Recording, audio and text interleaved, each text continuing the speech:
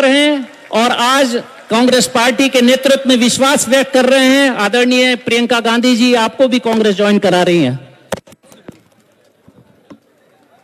हमारे भाई सिमरत शर्मा जी जो सचिव भी रहे हैं पीसीसी के, आपको भी हमारी प्रिय नेता प्रियंका गांधी जी कांग्रेस में शामिल कर रही हैं। सिमरत शर्मा जी, मैं निवेदन करूंगा आदरणीय विजेंद्र ओला जी से, आप मंच पर आए।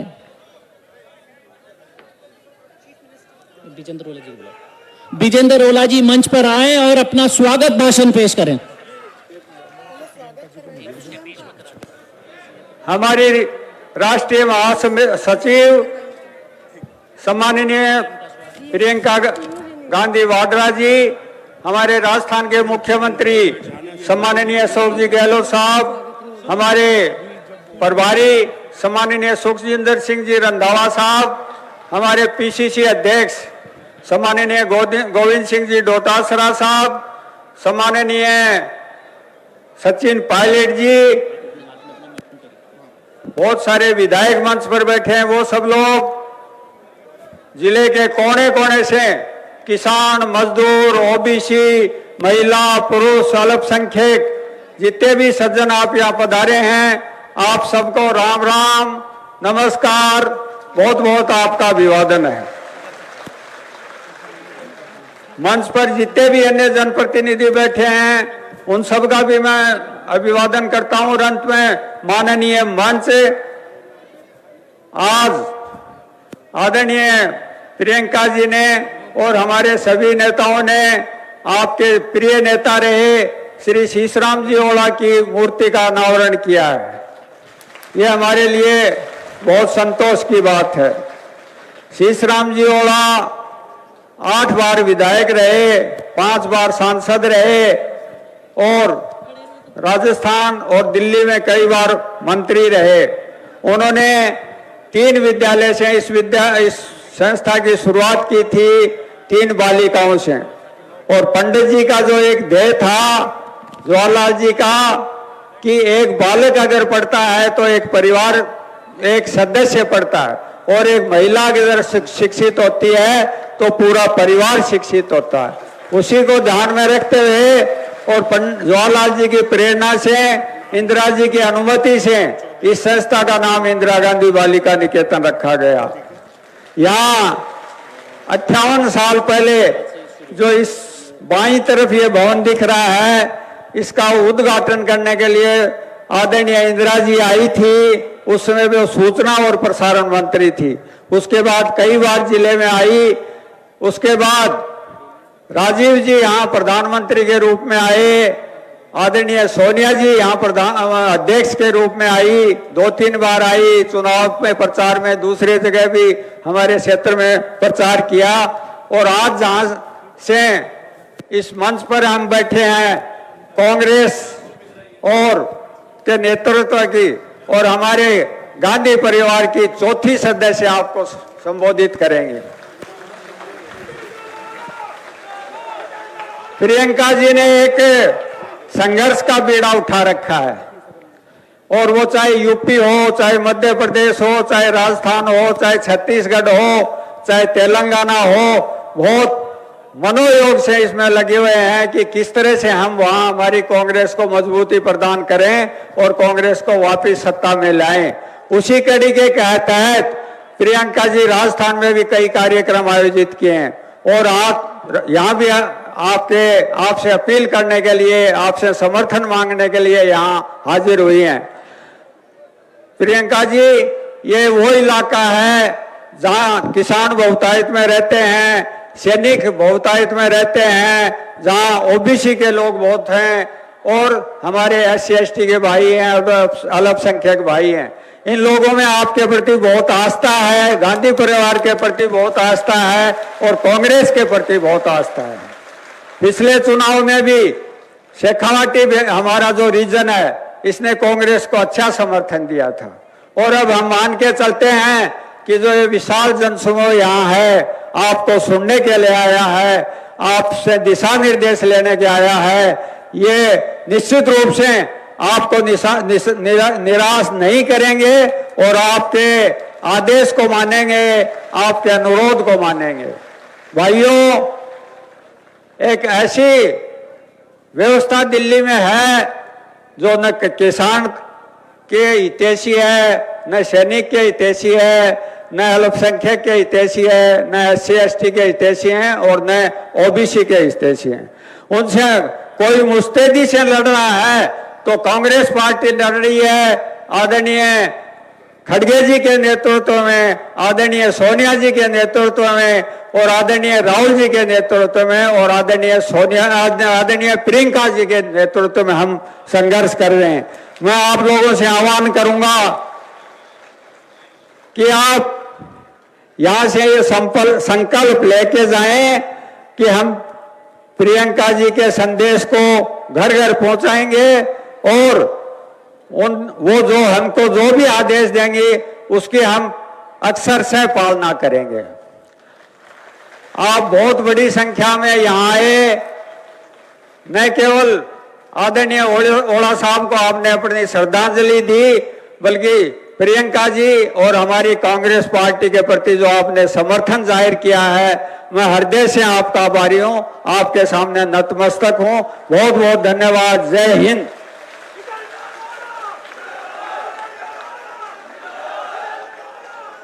अब आपको सम्माननीय सचिन पायलट साहब संबोधित करेंगे।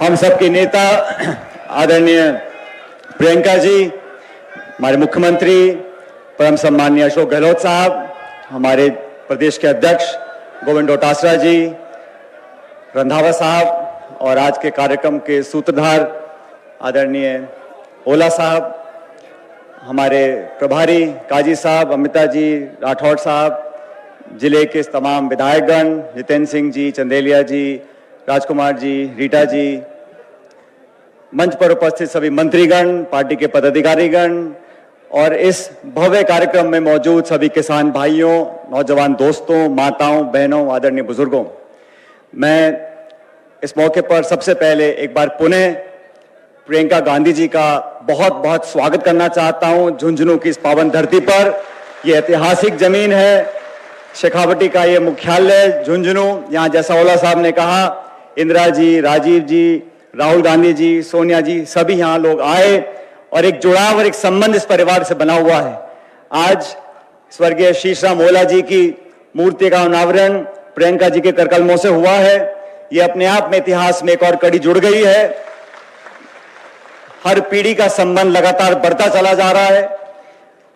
दोस्तों, आप सब जानते हो, आज से 30 दिन के बाद राजस्थान की विधानसभा के चुनाव हैं। 25 नवंबर को वोट पड़ेंगे और प्रियंका गांधी जी ने जो बीड़ा उठाया है उसमें उनका समर्थन करने के लिए, उनको ताकत देने के लिए आप सब यहां पे आज मौजूद हैं।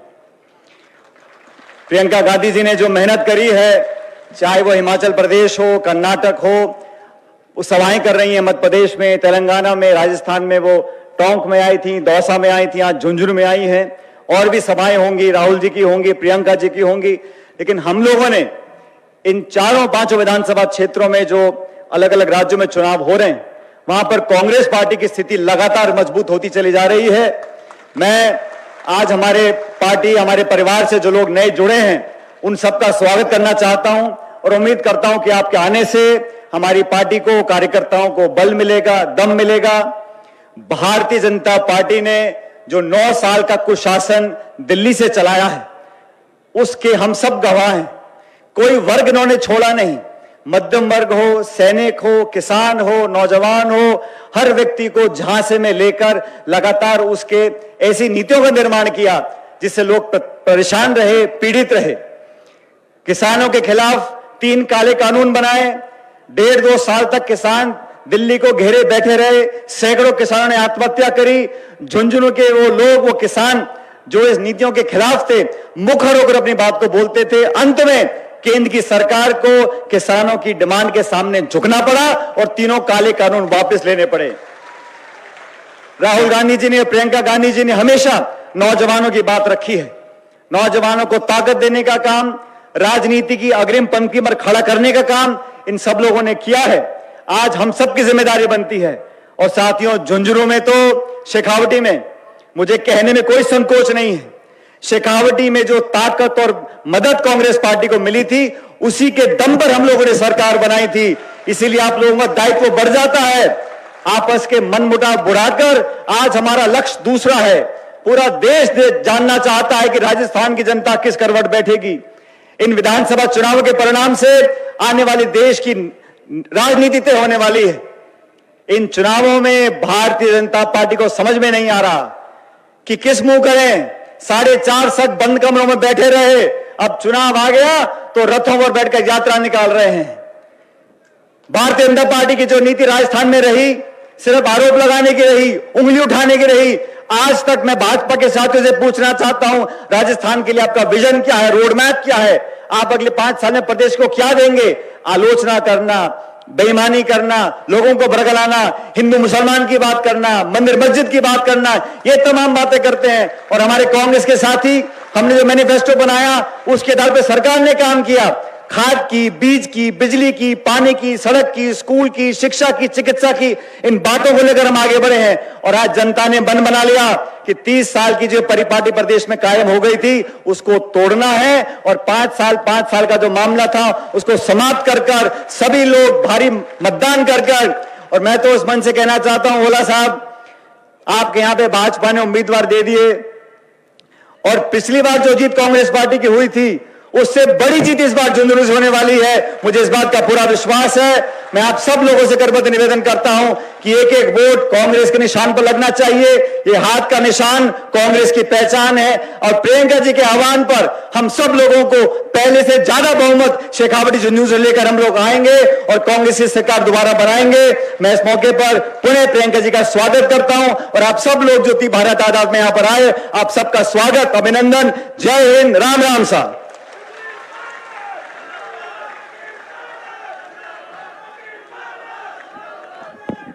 अब राजस्थान कांग्रेस कमेटी के अध्यक्ष सम्माननीय गोविंद सिंह जी को मैं आमंत्रित करता हूं, वो आपको संबोधित करें।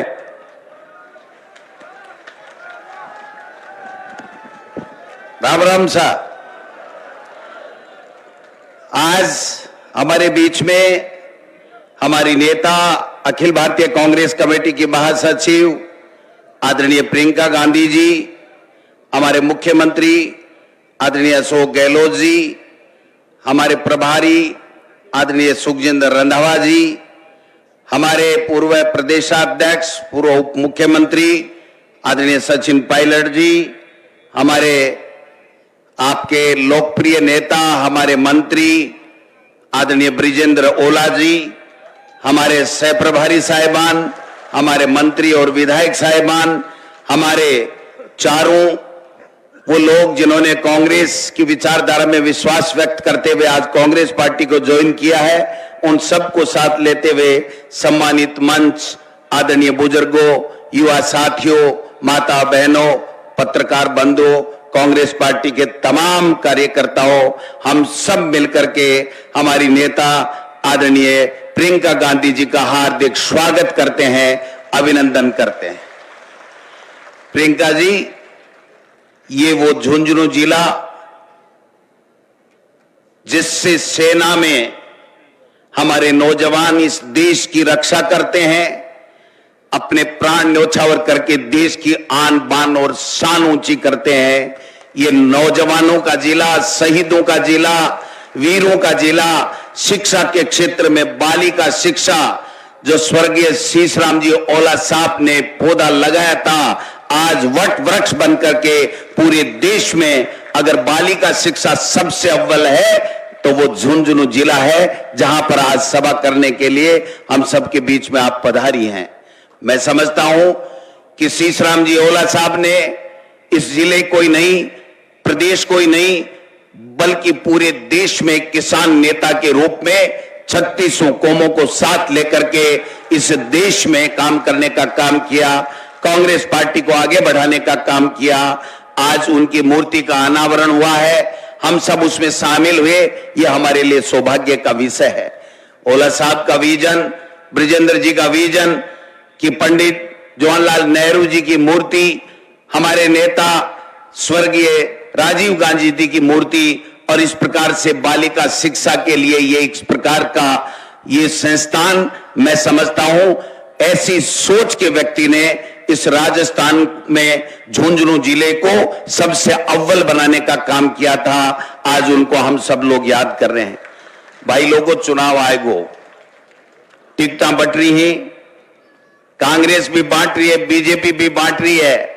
मैं तो थाने एक ही निवेदन करवा के लिए हाजिर हुए हूं कि आज शेखावाटी ने मुख्यमंत्री जी संभाग बना दियो, संभाग बना दियो, और इस संभाग को फल आपने जनता ने जद मिलेगो तो आपनो धर्म बने। कहता काम हुआ, 10 तरीके की गारंटी हुई, ओला साहब ने कोई कोर कसर काम में नहीं छोड़ी, और यहां से जो काम आपने सरकार को बताया सरकार ने किया, जो आपने संगठन से अपेक्षा की वो संगठन ने किया, और शानदार जब शानदार काम हमारी सरकार ने किया है तो आने वाले समय में हमारी कांग्रेस की सरकार इस चुनाव में भारी बहुमत के साथ में रिपीट होनी चाहिए, यह हमारी सबकी जिम्मेदारी बनती है। पिछले चुनाव में भी झुंझुनू जिला ने आदरणीय प्रियंका जी बहुत शानदार प्रदर्शन किया था। भारतीय जनता पार्टी को केवल 1 सीट गई थी। मैं इनके बलबूते पे, इनके भरोसे पे ये आपको निवेदन कर सकता हूं कि अब की बार झुंझुनू जिले से एक भी भारतीय जनता पार्टी की सीट नहीं आएगी, ये मैं निवेदन करना चाहता हूं। पहले 2 सीट आ गई थी, लेकिन उपचुनाव में 33,000 से कांग्रेस की टिकट जीत करके मंडावा से हमारी बहन रीटा चौधरी गई थी।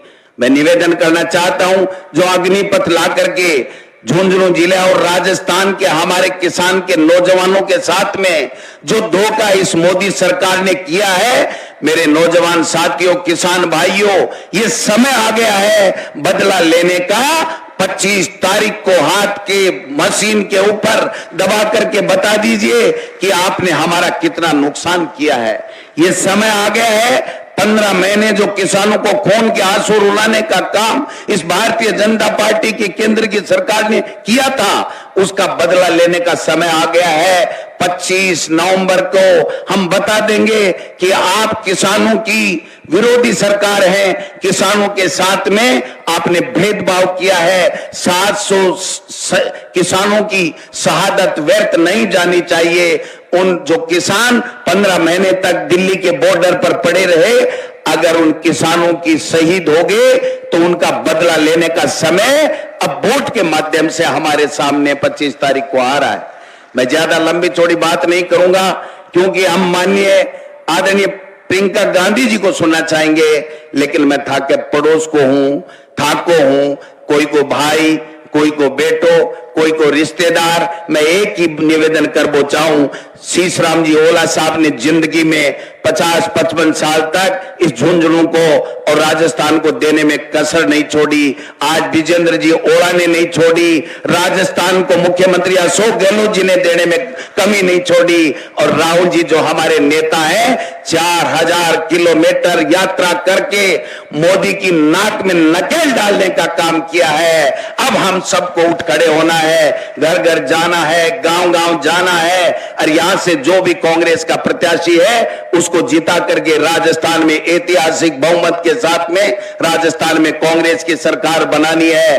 कांग्रेस की सरकार राजस्थान में बनेगी और दिल्ली में मोदी जी का तख्ता पलट होगा, यह मैं आपसे निवेदन करना चाहता हूं। यह शुरुआत इस 2023 के चुनाव से हमको विधानसभा से करनी है।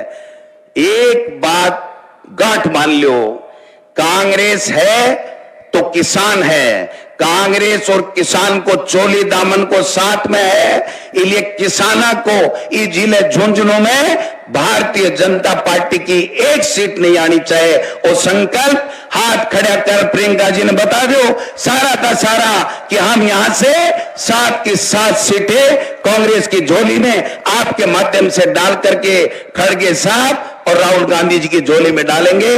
बहुत बहुत धन्यवाद। जय हिंद, जय भारत।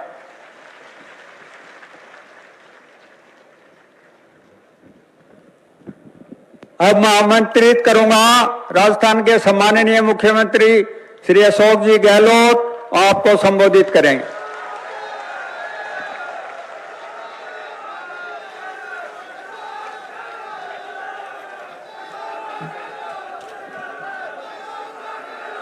हमारी नेता एआईसीसी की महासचिव प्रियंका गांधी जी, हमारे प्रभारी रंधावा साहब, प्रदेश कांग्रेस के अध्यक्ष गोविंद दत्ता जी, हमारे साथी सचिन पायलट जी, प्रेम ओला जी, हमारे वरिष्ठ साथी अमराम चौधरी जी, गोविंद राम मेघवाल जी जो चेयरमैन है कैंपेन कमेटी के, काजी निजामुद्दीन जी, अमृता धवन, वीरेंद्र राठौड़ जी सचिव एआईसीसी के हैं। यहाँ उपस्थित हमारे विधायकगण, यहाँ लोकल जो जिले के विधायक राजकुमार शर्मा जी, रीता चौधरी जी, चंदेलिया जी, डॉक्टर जितेंद्र सिंह जी, श्रवण कुमार जी पूर्व विधायक, और जिला अध्यक्ष दिनेश हुडा जी, और हमारे प्रत्याशी भगवान राम सैनी, सम्मानित मंच उपस्थित हमारे भाई और बहनों, नौजवान साथियों। प्रियंका गांधी जी आज आई यहाँ पर अड़ावता के अंदर। अड़ावता का नाम इतिहास में अलग स्थान रखता है। ओला साहब के बारे में भी बहुत कुछ बातें कही गई। आप बताइए, 5 बार सांसद, 8 बार विधायक, देश में कितने लोग रहे होंगे? आप सोच सकते हैं। लंबा राजनीतिक जीवन जीने वाले, फौज में रहे थे जवानी के अंदर, रावता में सरपंच बने 48 के अंदर, कल्पना कीजिए, और 52 में जो बालिका शिक्षा का बीड़ा उठाया जो आधे वक्त पक्ष बन चुका है। मैं समझता हूँ कि ओला जी को 68 के अंदर जब पद्मश्री मिली थी, हम लोग छात्र थे उस जमाने के अंदर, मैं खुद छात्र था, पढ़ते थे। शीशम ओला नाम का एक फौजी जिसने अपना जीवन समर्पित कर दिया झुन्नू के लिए, समाज के लिए, उनको पद्मश्री से नवाजा गया है। तो कितनी खुशी हुई होगी प्रदेशवासियों को। वहाँ से शुरुआत करते करते आज हम यहाँ तक पहुँचे हैं।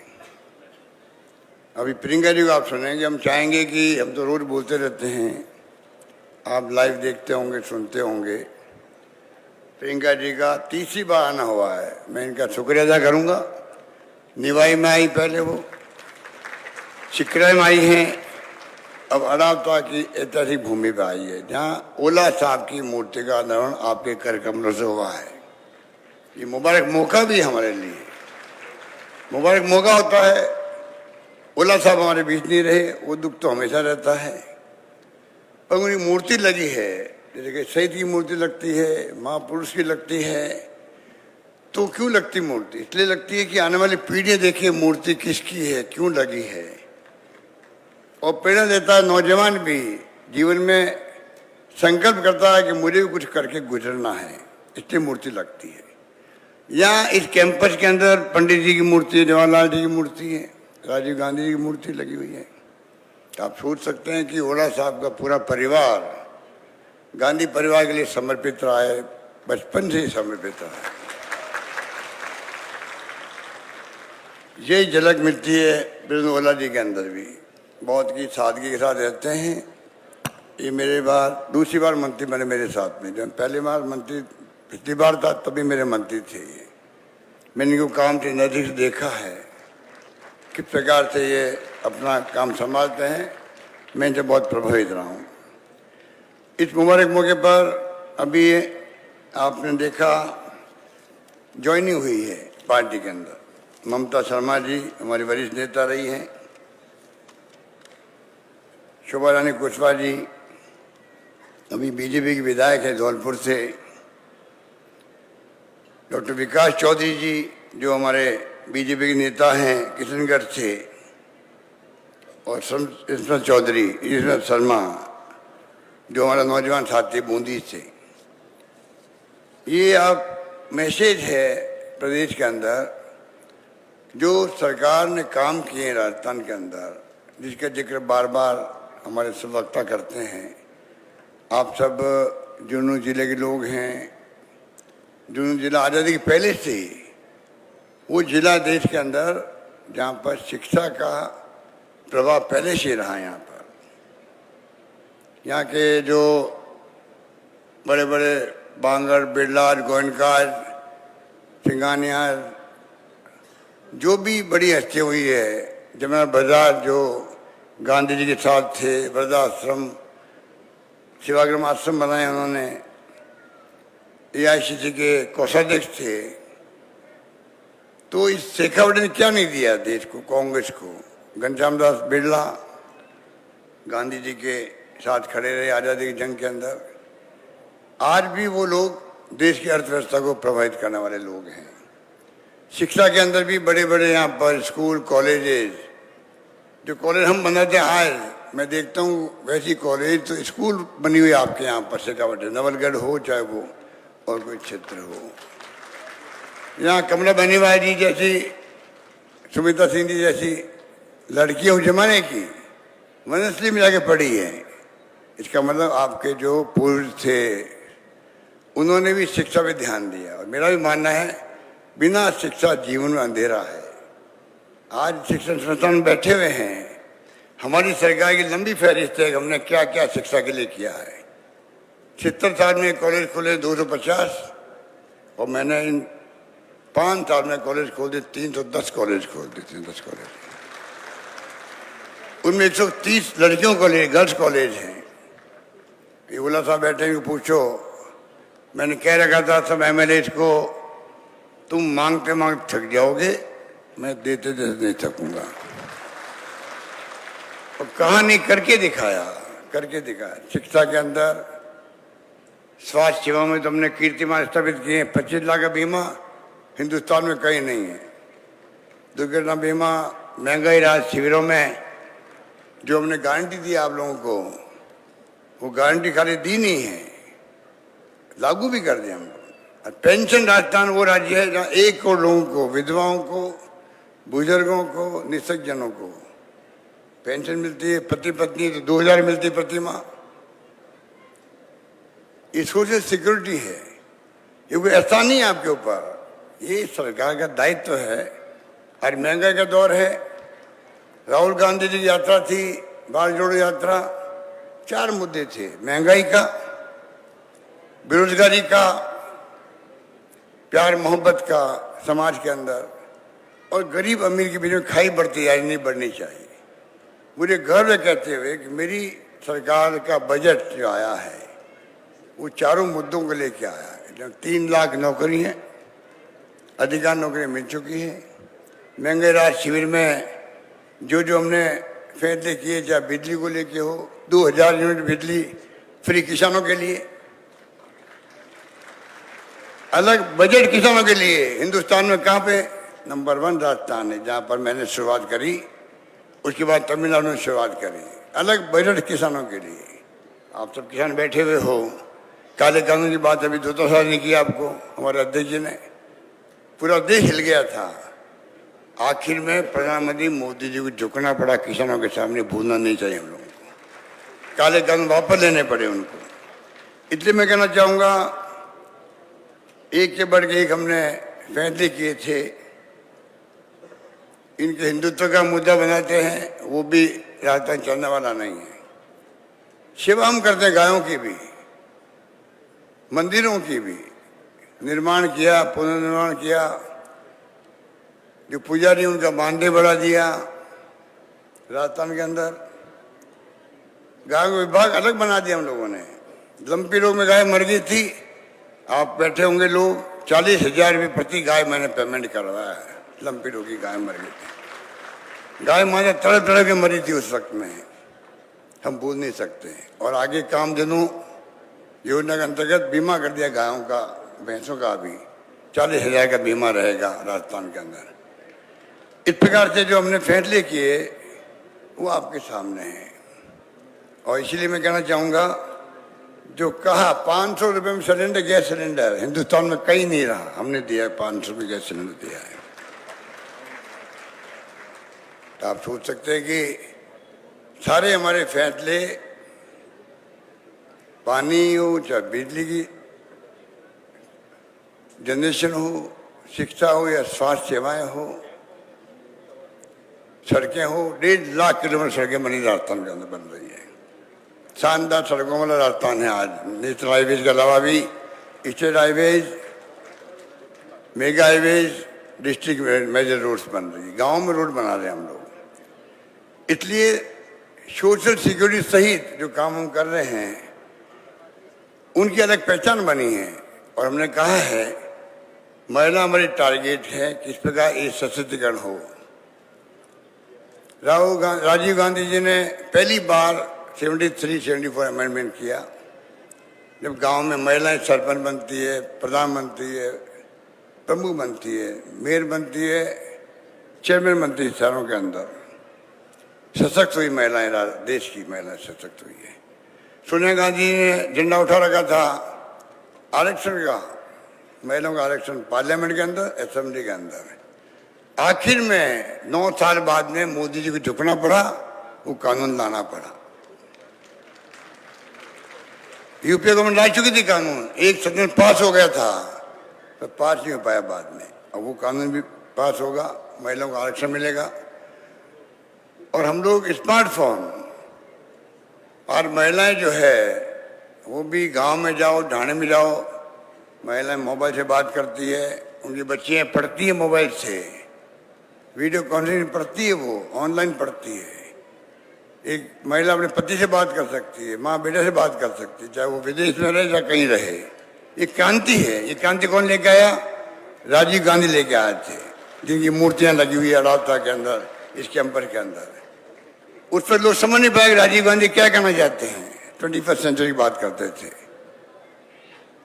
अब मालूम पड़ा राजीव गांधी क्या चाहते हैं। जब आपके हाथ में कंप्यूटर, मोबाइल फोन, इंटरनेट सेवाएं आ गई, दुनिया भर से आप जुड़ चुके हो।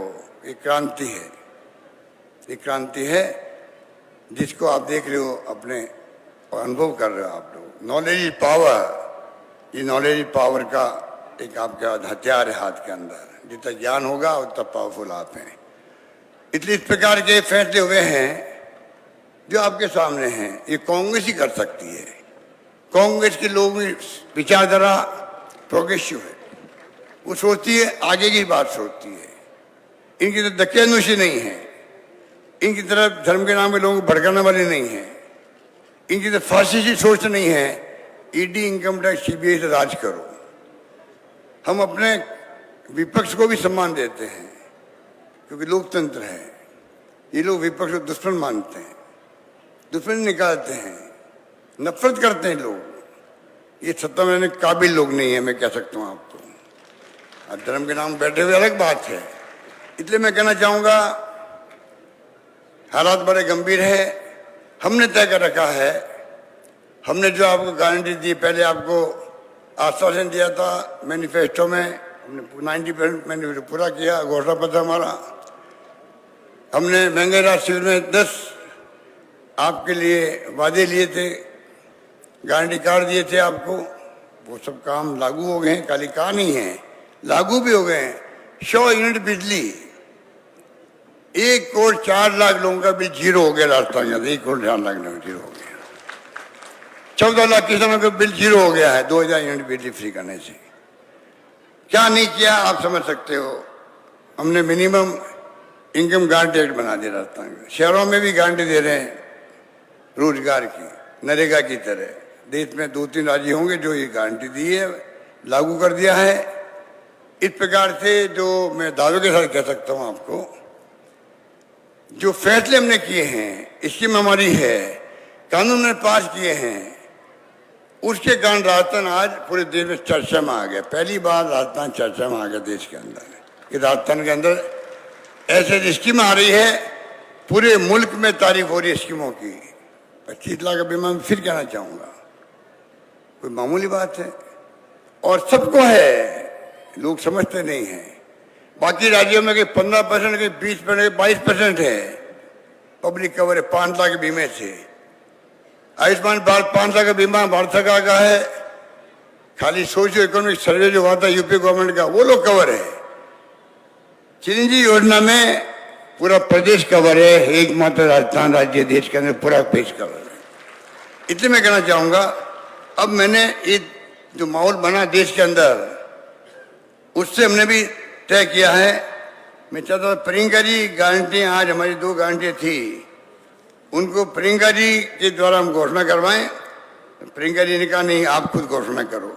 इसलिए मैंने कहा चलो 2 बातें मैं और कहना चाहूंगा। हम चाहेंगे आपको, आज तक किया वो आपके सामने है, बार बार बताने की आवश्यकता नहीं है। बहुत लंबी लिस्ट है, वक्त लग जाएगा। छात्रों के लिए, युवाओं के लिए, महिलाओं के लिए, किसान के लिए, सब कुछ किया हम लोगों ने। निसज्जनों के लिए, विधवाओं के लिए। अब हमने तय किया है गारंटी देने की बात है। पहली गारंटी होगी जो हमने पहले 500 रुपये सिलेंडर दिया था आपको, वो दिया था खाली उज्ज्वला योजना की महिलाओं को दिया था। उज्ज्वला योजना की महिलाओं को दिया था खाली। आज मैं एक गारंटी दे रहा हूं, सरकार हमारी आएगी तो 1,05,00,000 परिवारों को 500 रुपये गैस सिलेंडर मिलेगा।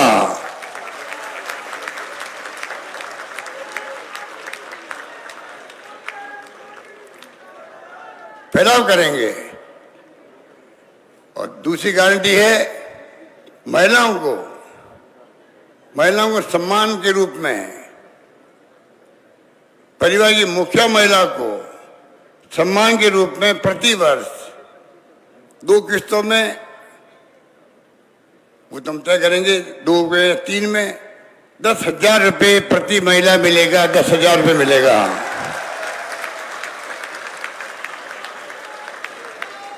ये सम्मान है उनका। महिला मुखिया का सम्मान होगा प्रदेश के अंदर। 10,000 रुपये जो मिलेंगे, स्वाभिमान बढ़ेगा उसका। छोटे मोटे खर्चों के लिए मांगना नहीं पड़ेगा उसको। जैसे मैं एक बात कह के अपनी बात समाप्त करता हूं। पेंशन देते हम लोग बुजुर्गों को, 1,000 रुपये कर दी मैंने, पहले 500 रुपये थी, 750 थी। पति पत्नी है तो 2,000 रुपये मिलते हैं। आप बताइए, ये बुजुर्ग लोग जो हैं, कई बार सासू पैसा मांगती है बहू से कि मेरी बेटी आने वाली ससुराल से, या दोहता आएगा, दोहती आएगी तो मैं कुछ इनाम दूंगी उनको। और अगर बहू उसको तरजीह नहीं दे, सासू मांग रही है, बहू मना कर रही है, पहले पैसे नहीं मेरे पास में, तो सासू जी का मूड ऑफ हो जाता है, खाना नहीं भाता उसको। सासू जी, हमने इंतजाम किया है कि सम्मान जब राशि मिलती है 2,000 रुपये या 1,000 रुपये, तो वो परवाह नहीं करती है किसी की भी। उसको मालूम है बेटी आएगी, दोहती आएगी, दोहता आएगा, तो आराम से 50 रुपये का नोट, 100 रुपये का नोट मुट्ठी बंद करके पकड़ा दूंगी, अपनी बेटी को पकड़ा दूंगी। सम्मान हो गया सासू जी का भी, बुजुर्ग महिला का भी। और साथ में घर में भी जो है पोते पोती छोटे बच्चे होते हैं, वो भी आगे पीछे फिरते दादा दादी के। मालूम है कि जेब में पैसा है, दादा पानी लाऊं, दादी खाना खिलाऊं, खाना खाओगी, इसलिए मैं सेवा करूंगा तो मेरे को कुछ इनाम मिलेगा, मैं खर्च कर पाऊंगा। इस भावना के साथ में हमने इस बात को जोड़ा है। और 1 करोड़ लोगों को हिंदुस्तान में, राजस्थान वो राज्य है, सब शर्तें हटा दी हमने। 1 करोड़ लोगों को हम लोग पेंशन दे रहे हैं राजस्थान के अंदर, 1,000 रुपये मिनिमम दे रहे हैं हम लोग। और साथ में ये कर दिया है 15% अपना भी बढ़ता जाएगा, प्रति वर्ष बढ़ता जाएगा। 1,000 का 2,000 होगा, 2,500 होगा, आगे बढ़ता जाएगा। इस प्रकार से सरकार ने जो फैसले किए हैं वो आपके सामने है। मैं चाहूंगा कि, बहुत अच्छा लग रहा मुझे, क्योंकि मैं 3री 4थी बार आया हूँ यहाँ पर। इंदिरा जी आई थी, राजीव गांधी जी आए थे, सोनिया जी आई थी। ये अडालता का नाम ओला साहब के साथ जुड़ गया इस प्रकार से।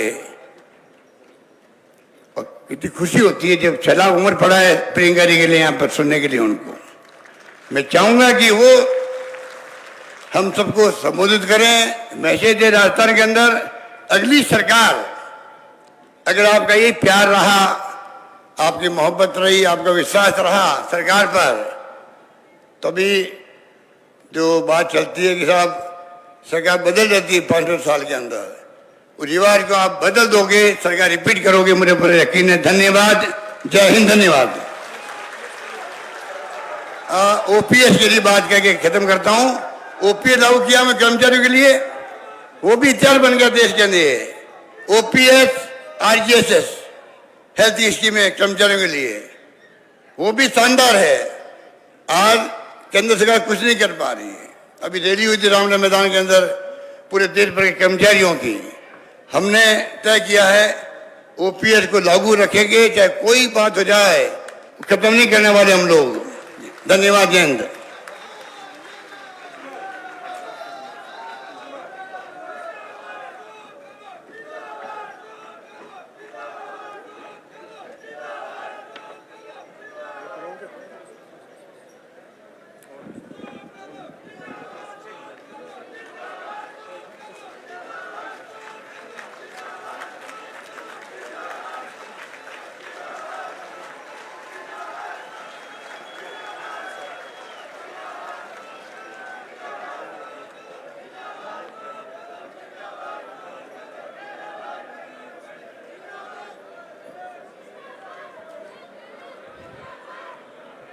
मैं आदरणीय प्रियंका जी को आमंत्रित करूं। आपका संबोधन करने से पहले आप कृपया करके भारी हर्षध्वनि से, करतल ध्वनि से उनका स्वागत करें।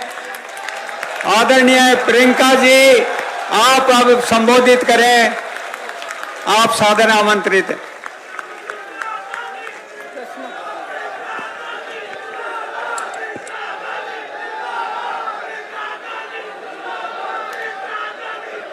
सबसे पहले तो मेरी बहनें बहुत सारी बैठी हैं, आप सबका इस सभा में बहुत बहुत स्वागत। काफी समय से बैठी हैं, मैंने सुना 11:30 बजे आई थी। हाँ, 11 बजे। गर्मी भी बहुत है और वहां पे काफी नौजवान लड़कियां भी हैं। बोर हो रही हो? अभी नहीं? तो मैं करती हूँ थोड़ा बोर तुम्हें। श्री अशोक गहलोत जी, श्री सचिन पायलट जी, श्री सुखजिंदर सिंह रंधावा जी, श्री गोविंद सिंह दोतासरा जी, श्री ब्रिजेंद्र ओला जी, श्री हेमाराम चौधरी जी, श्री गोविंद राम मेघवाल जी, राजकुमार शर्मा जी, रीता चौधरी जी, जेपी चंडेलिया जी, जितेंद्र सिंह जी, दिनेश सुंदर जी, श्रवण कुमार जी, यहाँ उपस्थित सभी नेतागण, सभी कांग्रेस के कार्यकर्ता, बहनों और भाइयों, आप सबका इस सभा में बहुत बहुत स्वागत। शुरू करने से पहले एक बार मेरे साथ शाकंभरी माता की, सालासर बालाजी महाराज की, खाटू श्याम जी की, बावलिया बाबा की और आपकी इस पवित्र मिट्टी की भी मेरी तरफ से जय। आपकी ये जो मिट्टी है, इसने देश को बहुत कुछ दिया है। शीशराम ओला जी जैसे नेता,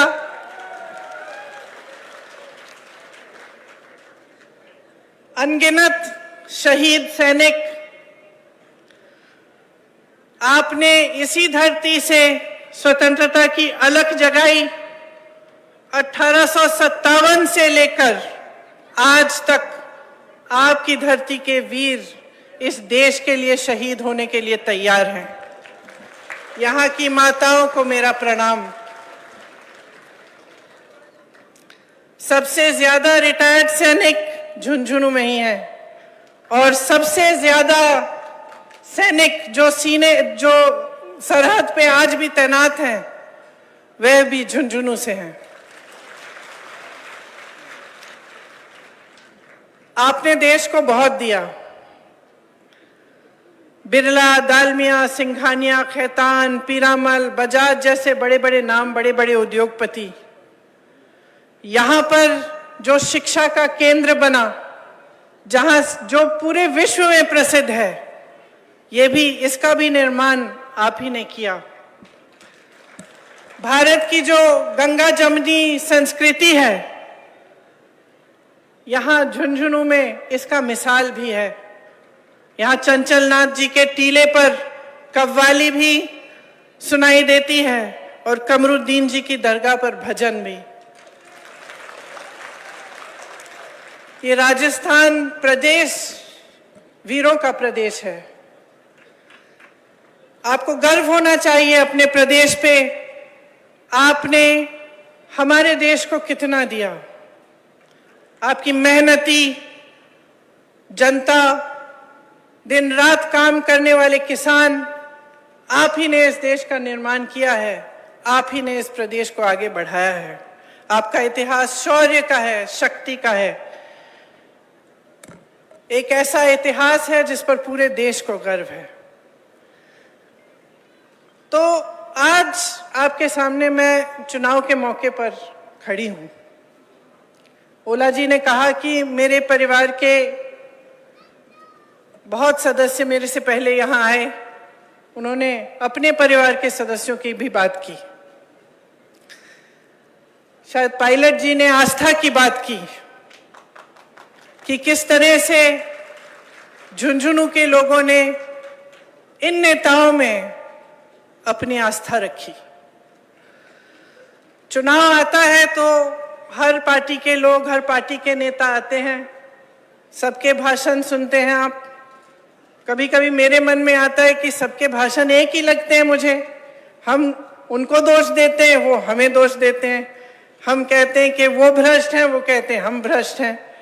हम कहते हैं कि हम सेवा करते हैं, वो कहते हैं कि वो सेवा करते हैं। तो आपको कैसे मालूम होगा कि किसकी बात सही है और किसकी नहीं है? और इस देश को चलाने के लिए, प्रदेश को चलाने के लिए आप एक नेता में या एक पार्टी में क्या उम्मीद रखते हैं, क्या चाहते हैं उससे? आपने इस बात को गहराई में, आपने इस बात के बारे में सोचा है? आज मैं इस बात को आपके सामने रखना चाहती हूं कि जो नेता होता है, जो प्रदेश को चलाता है या देश को चलाता है, उसको एक गहरी समझ होनी चाहिए। किसी ने कहा विजन होना चाहिए, रोड मैप होना चाहिए। क्या होता है ये विजन, ये रोड मैप? ये होता है कि भविष्य में क्या बनाना चाहते हैं, किस तरह से प्रदेश का निर्माण करना चाहते हैं, देश को किस तरह से मजबूत बनाना चाहते हैं, और इसमें क्या क्या चीजें हैं जो उसको करनी चाहिए। और ये विजन जो होता है, ये रोड मैप जो होता है, इसी के जरिए फिर विकास होता है। जिस तरह से यहाँ आपका कॉलेज है, ये छात्राएं बैठी हुई हैं, आज आप पढ़ाई कर रही हैं। अगर एक ऐसा नेता इस प्रदेश को चला रहा है जो आपके भविष्य के बारे में सोचे नहीं, तो आप कितनी भी पढ़ाई कर लें, आपको जॉब नहीं मिलेगा। आप रोजगार ढूंढते हुए भटकते जाएंगे, रोजगार नहीं मिलेगा। अगर ऐसी सरकार आए जो सोच नहीं रही है आगे के बारे में, भविष्य के बारे में, आप देखिए यहाँ पे बिट्स पिलानी है आपके क्षेत्र में, किसी के सोच के जरिए बनी। बिरला जी ने बनाई, नेहरू जी ने उनका प्रोत्साहन किया, कहा बनाओ, ऐसा इंस्टीट्यूट बनाओ जो विश्व में प्रसिद्ध हो जाए, और उन्होंने किया। आज की सरकार को देखिए, आज की सरकार सिर्फ 2 उद्योगपतियों का प्रोत्साहन कर रही है, सिर्फ 2। उनके जो मित्र हैं उनको पूरी देश की संपत्ति सौंपे जा रहे हैं। देश के बंदरगाह, देश के एयरपोर्ट, देश के जितने भी बड़े बड़े PSU थे। अब आप सोचिए, मैंने भविष्य की बात की। भविष्य में सोचते हैं तो सबसे ज्यादा क्या होता है जरूरी भविष्य के लिए, नौजवानों के भविष्य के लिए? बहनें आप यहाँ बैठी हैं, आप अपनी बेटियों को, अपने बच्चों को पढ़ाती लिखाती हैं, मेहनत करती हैं, रोज खेती में जाती हैं, मेहनत करती हैं, और उस मेहनत की कमाई से इन्हें पढ़ाती हैं। तो आप क्या उम्मीद रखती हैं इनके भविष्य के लिए कि बड़ी होकर नौकरी मिलेगी, कमाएंगे, खुद अपना भविष्य मजबूत बनाएंगे? तो अगर एक ऐसी सरकार है जो रोजगार बना ही नहीं रही है, तो फिर आपके भविष्य का क्या होगा? जिसका विजन नहीं है, रोड मैप नहीं है कि रोजगार कैसे बनेंगे। शिक्षा की एक नई संस्था नहीं बनाएंगे, जो पुरानी है उनको भी बिगाड़ के रख देंगे। अगर ऐसी सरकार होगी तो आपके भविष्य का क्या होगा? देखिए, रोजगार कहां से बनते हैं, समझ लीजिए ये बात। सबसे पहले तो बड़े बड़े जो पीएसयू थे इससे बनते थे। आज मैंने कहा आपसे, सब के सब अपने बड़े बड़े उद्योगपति मित्रों को सौंप दिए हैं। वहां प्राइवेटाइज हो जाता है, उसमें ना आरक्षण होता है और उसमें ना रोजगार बनते हैं। तो जिसमें सबसे बड़ी जो पीएसयू थे जहां से रोजगार बनते थे वो तो इन्होंने अपने बड़े बड़े उद्योगपति मित्रों को सौंप दिए। और ये भी नहीं कहा कि चलो जितने अच्छे उद्योगपति हैं, मैंने इतने नाम लिए आपके सामने जो सब आप ही के क्षेत्र के थे, इन सबका प्रोत्साहन सरकारों ने किया था एक जमाने में, सबको मदद की थी कि आप बड़े बनेंगे तो आप रोजगार दिलवाएंगे, आपकी कंपनियां बड़ी होंगी तो मजबूती होगी देश में। आज सिर्फ 2 उद्योगपति और उनके ऐसी कंपनियां हैं, ऐसे कारोबार हैं जिससे रोजगार नहीं बनते। तो एक तो रोजगार का जरिया यहां खत्म हो गया। दूसरा, रोजगार का सबसे बड़ा जरिया क्या होता था, माध्यम क्या होता था? खेती किसानी। और आपने सबकी बातें सुनी, आप खुद जानते हैं कि जब किसान का आंदोलन हुआ, किस लिए हुआ इतना बड़ा आंदोलन, कितने किसान शहीद हुए, क्यों उतरे वो सड़क पे? क्योंकि ऐसे काले कानून ला रहे थे जो कि ये पूरी खेती किसानी भी अपने बड़े बड़े उद्योगपति मित्रों को सौंपने जा रहे थे। आपको अपनी जमीनों पर हक, अपनी खेती पर हक, वो सब बिगाड़ने जा रहे थे। और झुके, जरूर झुके, लेकिन ये भी समझ लीजिए बहनों और भाइयों, कब झुके? चुनाव से पहले झुके। जब चुनाव आ रहा था, किसानों को शहीद होने दिया, उससे पहले उनकी कोई सुनवाई नहीं की, सड़क पे बैठे हुए थे, खाना नहीं था, पानी नहीं थी, सर्दी थी, मुझे याद है उस समय किसी ने बात तक नहीं की उनसे। बात तब होनी शुरू हुई जब चुनाव सामने आ रहा था। तब तक हमने खुद आंदोलन किया। लखीमपुर खीरी में किसानों को अपनी जीप के नीचे कुचलने वाले मंत्री के बेटे को उन्होंने बचाया और वो मंत्री उनके साथ मंच पर बैठता था।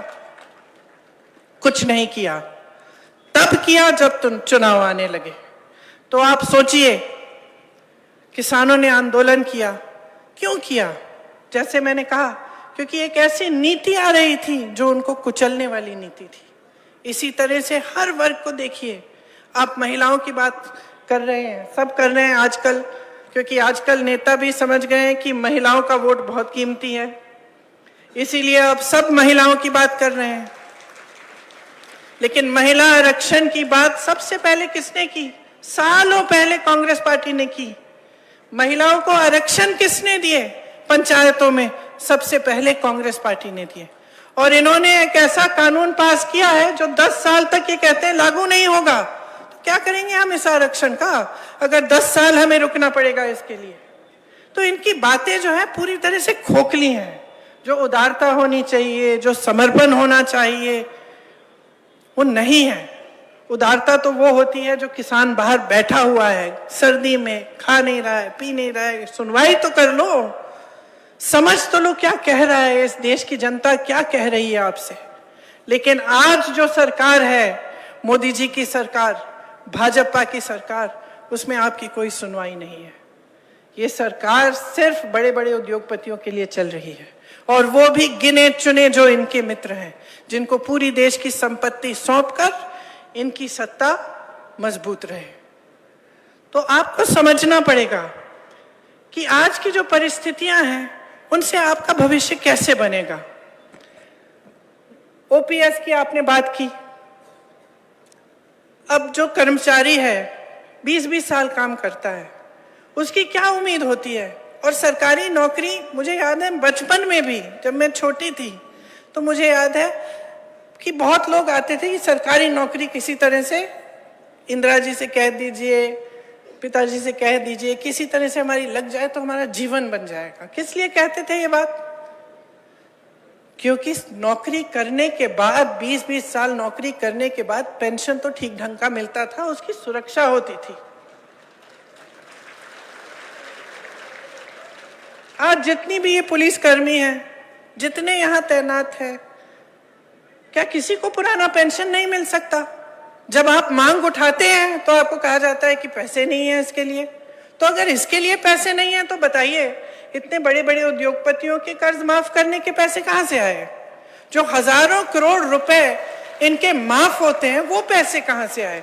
जो मोदी जी 2 हवाई जहाज अपने लिए विदेश में जाने के लिए खरीदते हैं, एक 8,000 करोड़ का, दूसरा 8,000 करोड़ का, 16,000 करोड़ के 2 हवाई जहाज सिर्फ अपने लिए खरीदते हैं, उसके लिए पैसे हैं।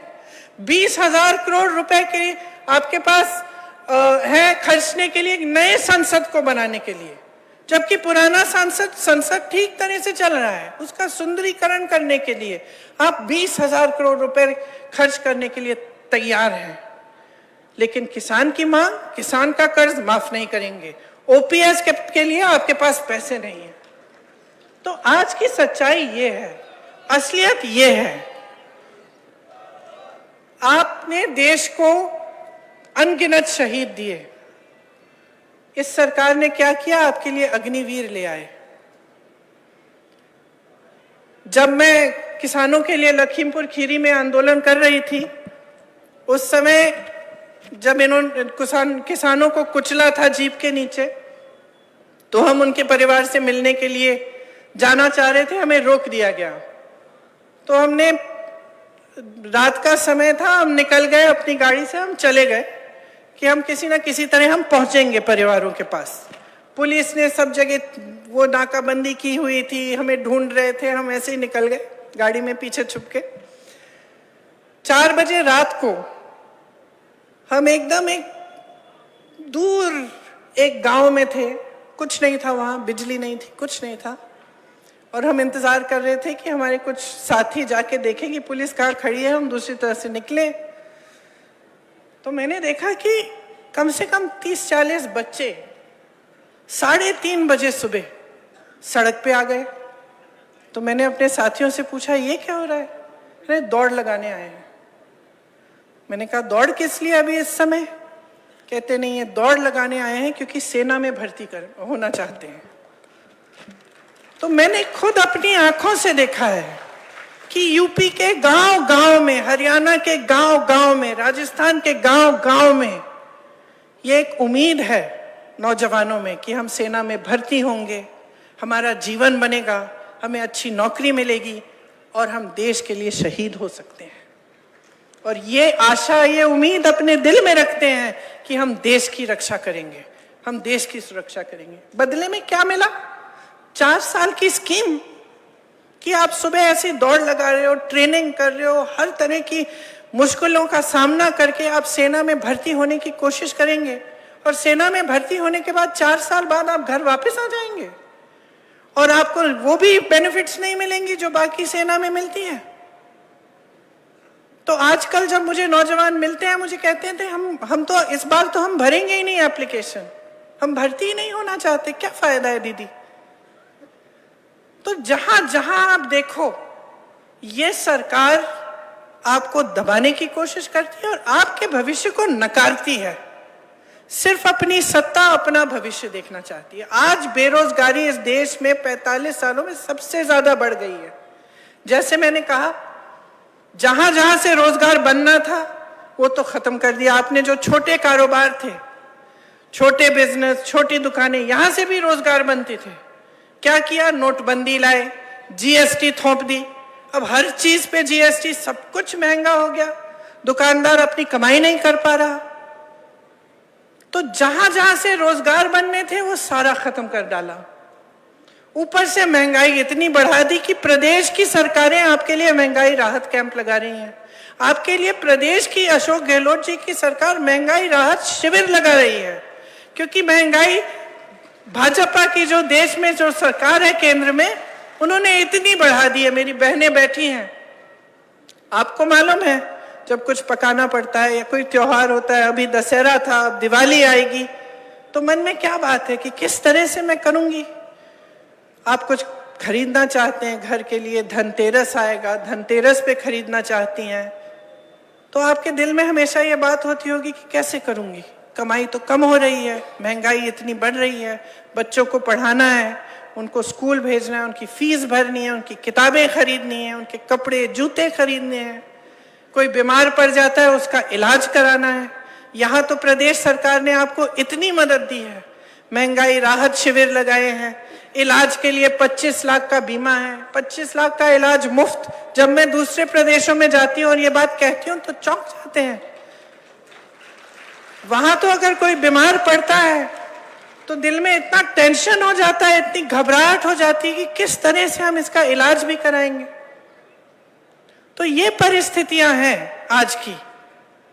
तो इन सबको आप अच्छी तरह से जब समझेंगे और आप जागरूक बनेंगे कि किस तरह की सरकार आप चाहते हैं, किस तरह के नेता चुनना चाहते हैं। क्या आप ऐसे नेता चाहते हैं जो सिर्फ अपना ही भविष्य देखते रहें, अपनी सत्ता में रहने का काम करते रहें और आपके बारे में सोचे ही नहीं? चुनाव आए तो धर्म की बातें शुरू। तो आपका काम है कि नहीं है, आपका दायित्व है, आपका धर्म होना चाहिए और आपका कर्तव्य है कि आप नेता को जवाबदेह बनाओ। और असलियत यह है बहनों और भाइयों कि जो धर्म की राजनीति चलाते हैं उनकी जवाबदेही खत्म हो गई है। वो समझ गए हैं कि चुनाव के समय धर्म की बात कर लो, जाति की बात कर लो, सबके जज्बात उससे जुड़े हुए हैं। सबको डरा लो, सबको कह दो कि हम धर्म की सुरक्षा नहीं करेंगे तो ऐसा हो जाएगा, वैसे हो जाएगा और वोट मिल जाएंगे। ये समझ गए हैं कि काम करने की जरूरत नहीं है, सिर्फ धर्म का नाम लीजिए, जाति का नाम लीजिए, चुनाव के समय वोट बटोरते जाइए। लेकिन इस सिलसिले को बंद करना ये आपका कर्तव्य है।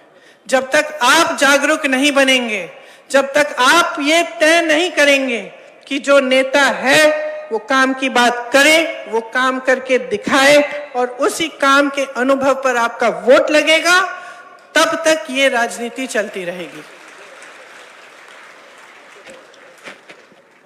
और देखिए, मैं कुछ दिनों पहले सिकरई गई थी, वहां पे मैंने एक बात की, इतना भड़क गए भाजपा वाले कि मुझ पे केस भी डाल दिया उन्होंने। और मैंने बात सुनिए क्या कही थी।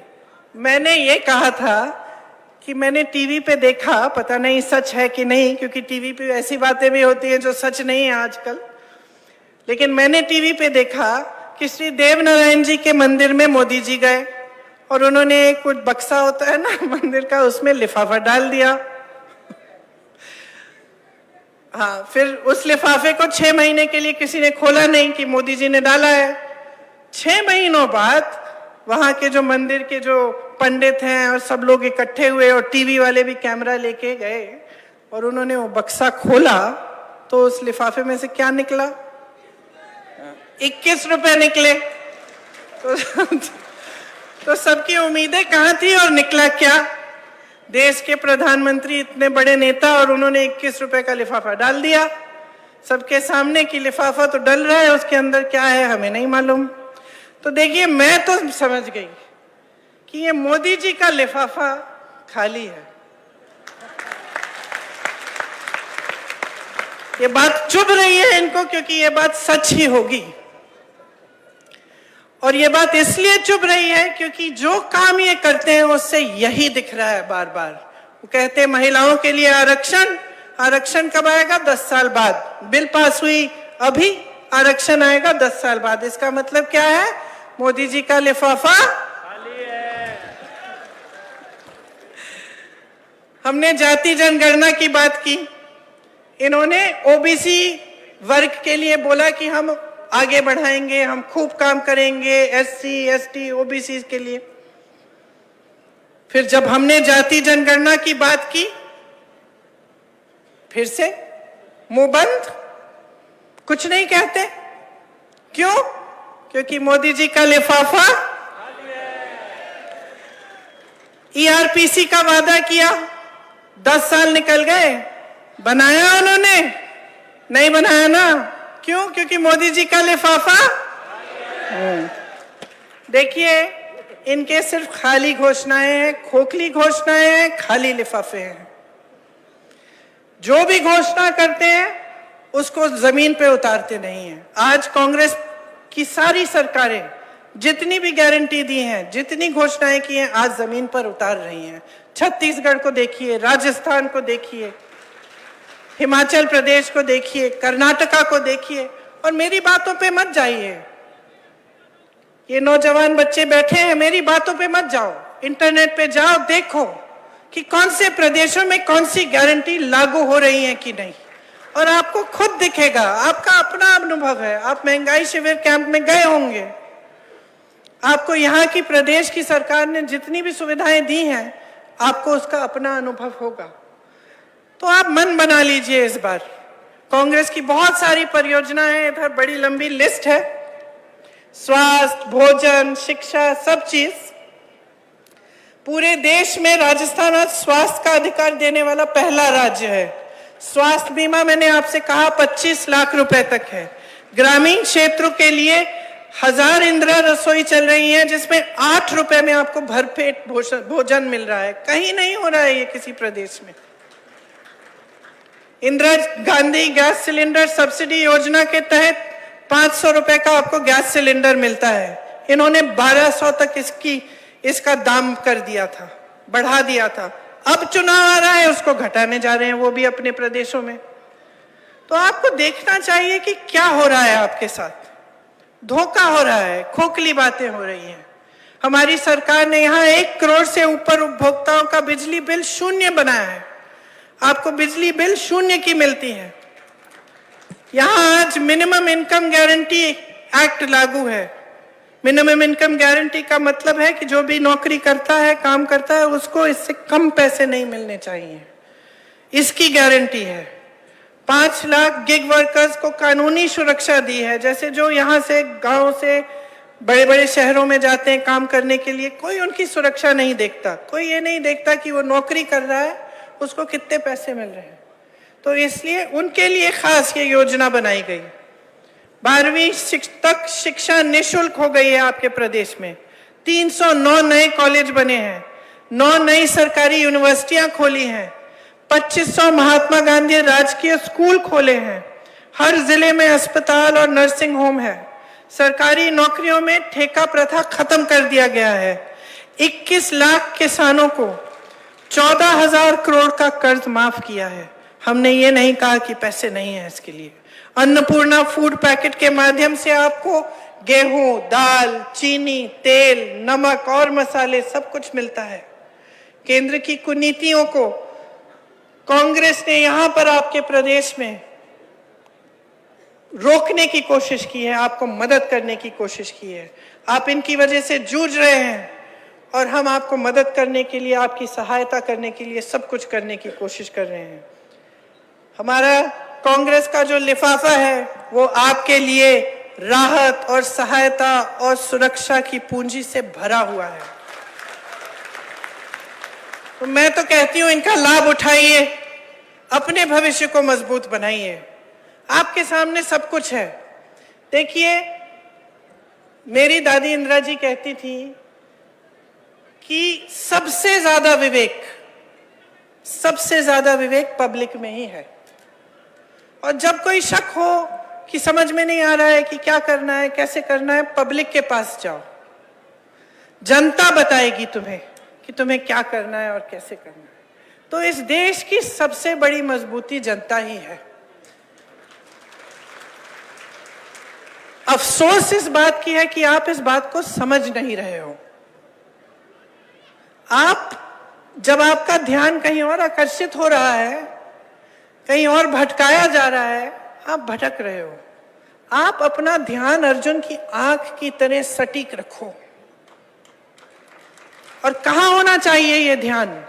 अपने ऊपर, अपने बच्चों के भविष्य के ऊपर, अपनी खेती पे, अपने रोजगार पे। आपके लिए क्या हो रहा है, आपके लिए सरकार क्या कर रही है, किस तरह से ये सरकार आपको मजबूत बनाएगी, किस तरह से ये सरकार आपके बच्चों के भविष्य को बनाएगी, इस पर आपका ध्यान होना चाहिए और इससे हटना नहीं चाहिए। तो मैं एक ही चीज मांगने आई हूं, वोट मांगने नहीं आई हूं, मैं आपकी जागरूकता मांगने आई हूं। मैं ये मांगने आई हूं कि अब चुनाव का समय है, समझ लो ध्यान भटकाने वाला कौन है और काम करने वाला कौन है। आज जो भाजपा की परिस्थिति है आपके प्रदेश में, अपने लोगों को समेट नहीं पा रहे हैं, खुद एक नहीं हो पा रहे हैं। वो तो ये देख रहे हैं कि उनके कौन से वरिष्ठ नेताओं को मार्गदर्शक मंडल में डालें, खुद देख रहे हैं ना। तो आपसे वोट किस आधार पर मांग रहे हैं? मोदी जी तो आकर कहते हैं कि मुझे वोट दो। भाई मोदी जी थोड़ी बनने जा रहे हैं आपके मुख्यमंत्री, वो तो प्रधानमंत्री हैं। तो बात समझिए, बिखरी हुई पार्टी जो आपके भविष्य को ध्यान में नहीं रख रही है, आपके पेंशन काट रही है, आपको रोजगार नहीं दे रही है, महंगाई बढ़ा रही है, और दूसरी तरफ एक पार्टी जिसके सारे नेता आपके लिए समर्पित हैं। नौजवान नेता सचिन पायलट, बुजुर्ग नेता जिनका अपार अनुभव है, जो दिन रात आपके लिए एक करते हैं, जिन्होंने देखा कि केंद्र की वजह से आप तड़प रहे हैं और एकदम आपके लिए ऐसी स्कीमें लाएं जिससे आपकी सहायता हो सकती है। तो आपके सामने एक चुनौती है, आप अपने भविष्य को चुनोगे या फिर ऐसी राजनीति को चुनोगे जो आपको भटकाया जाए और बार बार धर्म की बात, जाति की बात कर करके आपको इसी खाई में रहने देगी। वही सत्ता में रहेंगे, वही फूलेंगे फलेंगे। उनके बच्चे तो कोई यहाँ पे स्कूल में नहीं जा रहे हैं, सब बाहर जाते हैं विदेश में, बड़ी बड़ी गाड़ियां हैं उनकी, बड़े बड़े महल हैं, वो तो फूल रहे हैं फल रहे हैं। तो आपका ध्यान कौन रखेगा? तो मैं सिर्फ इतना कहने आई हूं कि आप जागरूक बनो, सबको समझो अच्छी तरह से। वो अनुभव जिसमें इंदिरा जी की आस्था थी, वो विवेक जिसमें हम सब की आस्था है, उस विवेक को जगाओ और उसी विवेक के आधार पर, उसी अनुभव के आधार पर अपना वोट डालो। एक ऐसी सरकार चुनो जो आपके लिए काम करती रहे। और जब आप ध्यान से सोचेंगे और जब आप देखेंगे कि अलग अलग प्रदेशों में क्या हो रहा है और आप देखेंगे कि भाजपा की नीतियां क्या है और कांग्रेस की नीतियां क्या हैं, तो मैं दावे के साथ कह सकती हूं आप सिर्फ अपना वोट कांग्रेस को दो, क्योंकि यही कांग्रेस पार्टी है जिसने आपके बच्चों की शहादत की आदर की है। मैं एक शहीद की बेटी हूं, एक शहीद की पोती हूं। मैं जानती हूं कि इसका मतलब क्या है, और मैं जानती हूं कि जितने भी परिवार हैं यहां झुंझुनू में, जिन्होंने अपना बेटा या अपनी बेटी इस देश को दिए, जिनके बच्चे शहीद हुए हैं, मैं जानती हूं कि आप पे क्या गुजरता होगा। इसीलिए मैं कहती हूं कि एक ऐसी सरकार चुनो जो आपका आदर करे। जितनी श्रद्धा आपको नेताओं में है, आप नेताओं में रखते हैं, उतनी ही श्रद्धा नेता को आप में रखनी चाहिए। और अगर नेता भटक रहा है तो आपको सिखाना पड़ेगा। ये आपकी एक बहुत बड़ी जिम्मेदारी है, इसको पूरी तरह से 25 तारीख को निभाइए। मेरी बातों को याद रखिए, भूलिए नहीं। बोर तो नहीं किया?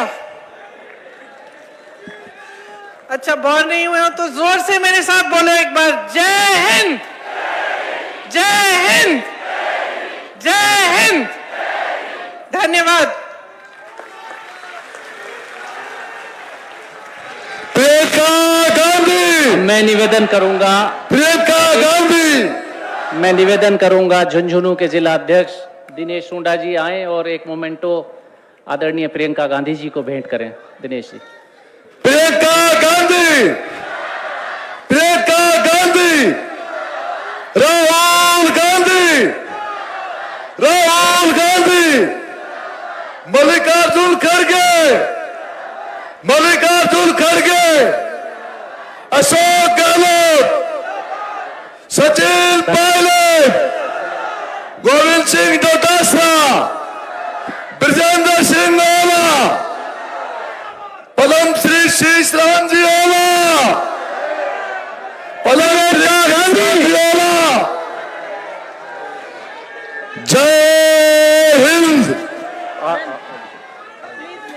सभी साथियों से आगे